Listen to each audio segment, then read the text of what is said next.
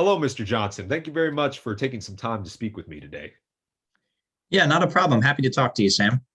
Well, just to introduce myself, as I said in the email, I'm currently the owner of Newman Industries and was hoping to get to know you a little bit more as far as your role at Procter& Gamble, as well as a response to your email of interest, have a conversation about how your product needs at Procter& Gamble are maybe being met. Yeah, sure, Sam. So I can give a little background on who I am. As you know, I'm an associate at Procter& Gamble. I've been here about 2 years now in our operations department, specifically in our forecasting department. And I actually started as an intern at Northern Kentucky University, pursuing my degree in supply chain management. So in my position, I focus really on ensuring that we're accurately predicting demand, looking at what resources our company has, how they're being utilized. And I work a lot with forecasting professionals, research and development to make sure that the products we have are available for us, and that we're getting all that data to the people who actually make our products. So what I really consider, especially with that last part of my job, is the collection of analytics. In the supply chain world, in any department you're in, I mean, if you're not using data, then you're behind everyone else in the field. So there's definitely a large research component to predicting possible product lines, the desire and the need we'll have for them, and how much we'll need to produce. Wow, that's truly fascinating. I appreciate you being so candid about that. I had no idea that analytical data was the main component of your what you do in supply chain. So thank you for being so forthright with that. And I just wanted to say that I too will be graduating from Northern Kentucky University, so it's quite a small world. Now, I take it with your position, is it fair to say that you're often pretty busy considering all the products and resources that need to be accounted for? I'm just curious how often you face real problems with the supply chain, especially with the pandemic still going on today. Oh yeah, I mean, I'm sure you've seen it on the news, you've seen the articles, you've seen it at your grocery stores, your Targets, your WalMarts, everything like that.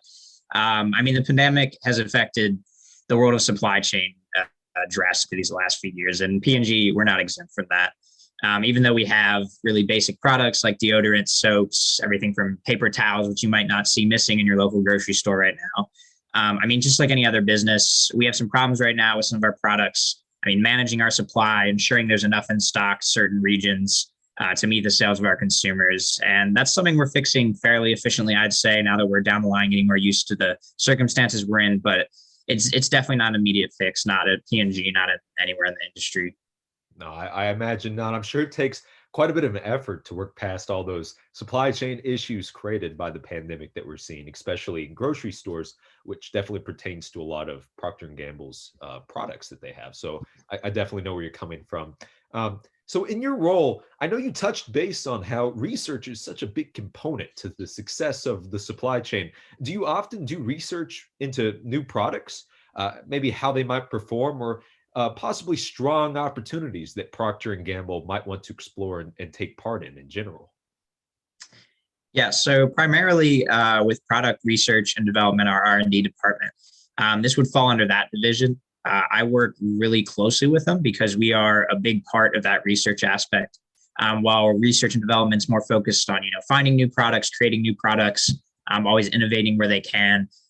Me and my department, we're focused on making sure that we can make this happen, making sure there's demand for them, making sure we have the products for them, and really coordinating between R&D and the other end of the supply chain, sorry, just to make sure that everything's in order there. So I definitely do spend a lot of time working with new products.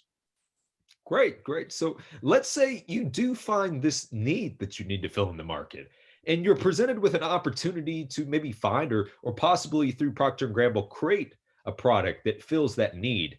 How much of a priority is that seen from the perspective of your position in your department with supply chain management? Yeah, it's definitely a major component of my position. We're often motivated to make sure the company's innovating. P&G has always supported the new innovations, new ideas. It's really unique in the corporate world for that. And really just exploring all new facets of business, anything that can enhance the company, enhance the lives of our employees, our customers, along with our job duties. I mean, we're always on the lookout for new opportunities. And since I work so closely with research and development, I mean, we bounce ideas off each other back and forth really frequently. But anything I would say can tap into new markets, new products, anything that can be perceived as growth for the company is something we definitely look into. Great, great. That's very interesting. So I must say your role is really quite diverse, and I'm sure that that keeps things quite interesting. So let me ask you a more specific question about a product that you might have some information about, just because of the way the nature is with the supply chain and maybe your experience in your role. So charcoal. Does Procter and Gamble work with or have any dealings with charcoal grilling or charcoal products in general? And does Procter and Gamble work with or have any dealings with maybe what you might see in the effectiveness of the supply chain with those specific types of products? To my knowledge, we don't carry any charcoal products right now, but from our research, this is more of a seasonal product, as I'm sure you're aware. I believe it's most likely facing some of the biggest supply chain issues. I mean, we see peaks and valleys in demand because of the pandemic with any product, even year-round ones. So especially ones with demand rising for it in summer, it's going to be more difficult to get your supply chain focused on that. Great, great. Well, and I see in your experience, if Procter and Gamble were to take on perhaps maybe a charcoal product, let's say, for the company, something that they haven't done before, what is your perspective from that on a supply chain point of view? Well, we actually have considered tapping that market. I know it doesn't really align with our typical like soaps and cleaning products, but like I said before, P&G is always innovating. I think our biggest deterrent was the cost of competing with existing brands, and also cost of developing. That's always kind of held us back. But I mean, I would say, I suppose if there's an opportunity that could mitigate these issues, it would definitely be something to consider. And with our infrastructure, we could definitely fulfill the immediate need for seasonal demand. Great, great. Well, I really appreciated getting to talk with you today and learn a little bit about you and Procter and Gamble. And based off of our conversation, it sounds like you guys have been considering a charcoal product for quite a while and really just been looking for the right opportunity. So I wanted to go ahead and let you know that Newman Industries, my company, we have just developed a new product called biochar, which is essentially an environmental grilling charcoal that is very unique, cost efficient to make, and kind of sets itself apart from all the established charcoal products currently in the market. So based off of all of that information and everything we kind of talked about today, would this be a conversation that you would like to have maybe here in the future about potentially Procter and Gamble maybe acquiring biochar or at least producing it for a sense of getting it into stores? Yeah, I'm definitely intrigued, Sam. I'd be happy to hear more about this if you want to schedule another meeting, what it really entails. I'm definitely interested in the details. That's fantastic. Would you be available to have that conversation maybe at the end of April and we could hash out particular dates at your convenience? Additionally, would anybody else need to be included in this call? I know that this kind of decision might include other departments or something like that. So I just wanted to clear that data first to make sure that we didn't need to have anybody else in the call to make that decision. Yeah, I mean, I can definitely talk with my people over in research and development.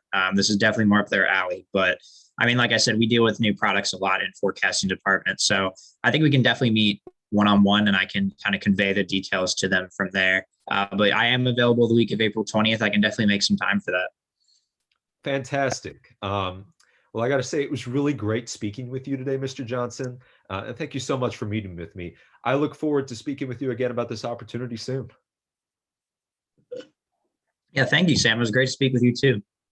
All right. You have a good one. Yeah, you have a good one too.